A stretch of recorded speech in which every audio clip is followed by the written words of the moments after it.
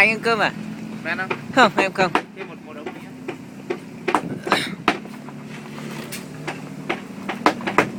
Ông nọ lên đây hôm mưa lạnh của con băng ấy. Lên mù mịt kích không chả nhìn thấy gì nữa đi về. Hôm nay anh lên chỗ kia nó ướt hết người, còn nhìn thấy gì đâu, quay lại. Nên vẫn còn băng, vẫn còn tí thả còn ít thôi, nên vẫn còn ít.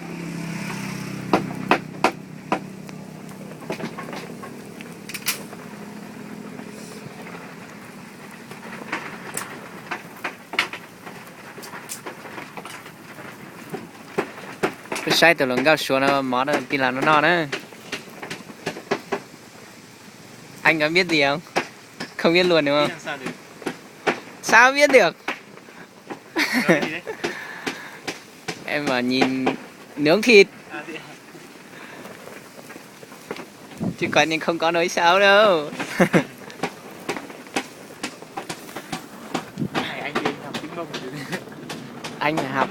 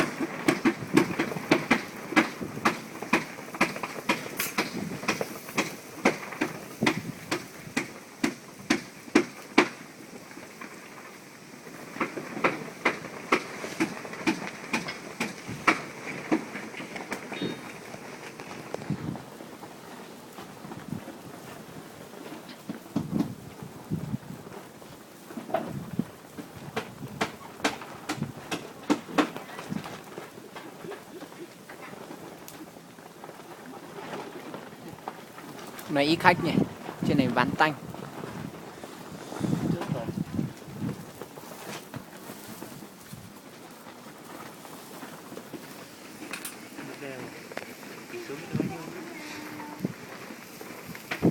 Đã từ 3 giờ nhỉ, giờ là hết rồi đúng không? Đúng rồi. Đã từ 3 giờ thì phải đến 5:30. Dưới thì gần hết rồi.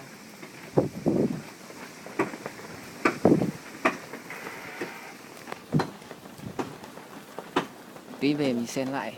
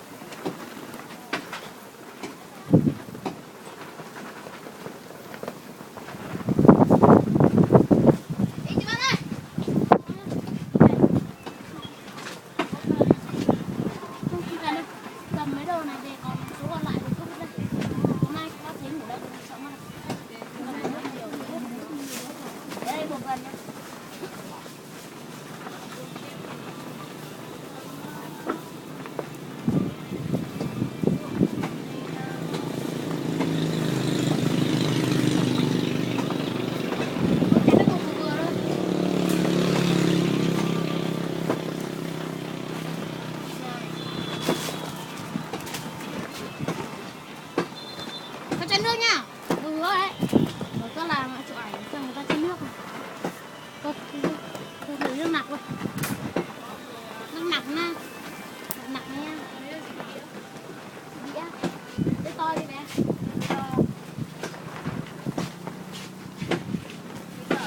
To ở đâu?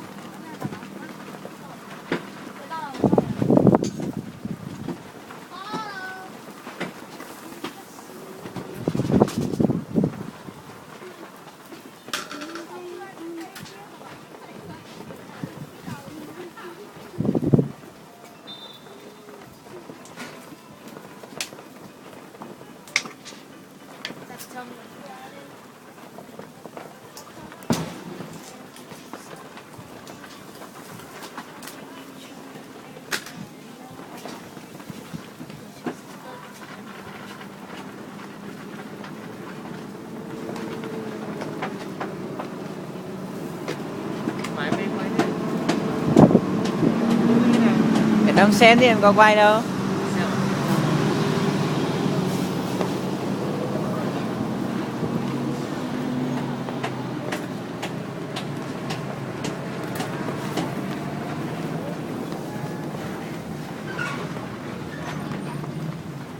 Đường này đi toàn xe to nhỉ.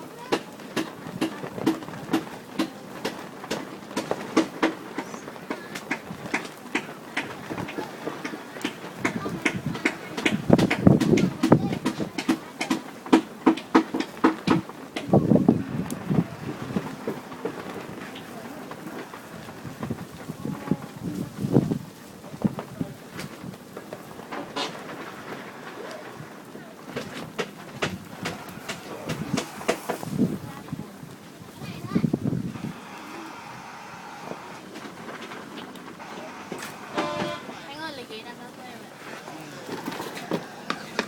Chén này. Ăn thôi. Chén.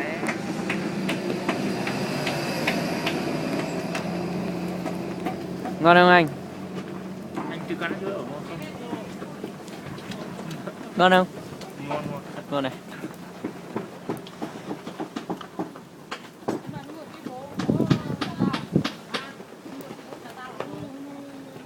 Ngon nhỉ, nhìn ngon. Không ăn thì gì nữa à? Ừ.